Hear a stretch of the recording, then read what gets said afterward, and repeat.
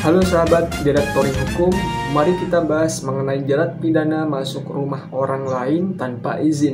Masuk ke rumah orang lain tanpa izin ini bisa dianggap sebagai pelanggaran hukum yang serius. Di Indonesia, tindakan ini dapat dikategorikan sebagai pelanggaran masuk tanpa izin atau menerobos, yang mana diatur dalam KUHP pada pasal 167 yang menyatakan barang siapa memaksa masuk ke dalam rumah, ruangan, atau pekarangan tertutup yang dipakai orang lain dengan melawan hukum atau berada di satu tempat atau berada di situ dengan melawan hukum dan atas permintaan yang berhak atau seluruhannya tidak pergi dengan segera, maka diancam dengan pidana penjara paling lama 9 bulan atau pidana denda paling banyak 4,5 juta rupiah. Lebih lanjut dijelaskan bahwa perbuatan yang diancam hukuman dalam pasal ini adalah yang pertama, yaitu dengan melawan hak masuk dengan paksa ke dalam rumah, ruangan tertutup, dan sebagainya. Kemudian yang kedua dengan melawan hak berada di rumah, ruangan tertutup, dan sebagainya.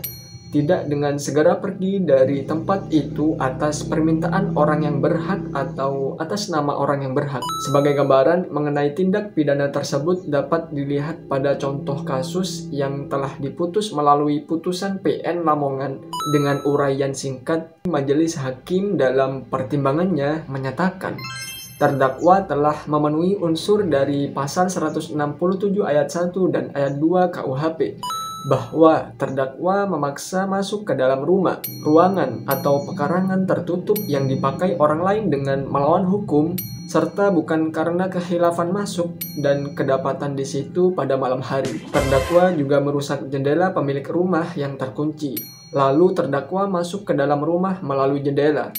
Kemudian kehadiran terdakwa di dalam rumah diketahui oleh pemilik rumah. Saksi lalu menangkap terdakwa dan menyerahkan terdakwa kepada polsek. Kemudian majelis hakim dalam amar putusannya menyatakan terdakwa terbukti secara sah dan meyakinkan bersalah melakukan tindak pidana memaksa masuk ke dalam rumah, ruangan, atau pekarangan tertutup yang dipakai orang lain dengan melawan hukum dan menjatuhkan pidana penjara selama 4 bulan dengan menetapkan masa lamanya terdakwa berada dalam tahapan dikurangkan seluruhnya dari pidana yang dijatuhkan. Demikian penjelasan dari saya, nantikan video selanjutnya untuk membahas permasalahan hukum yang ada.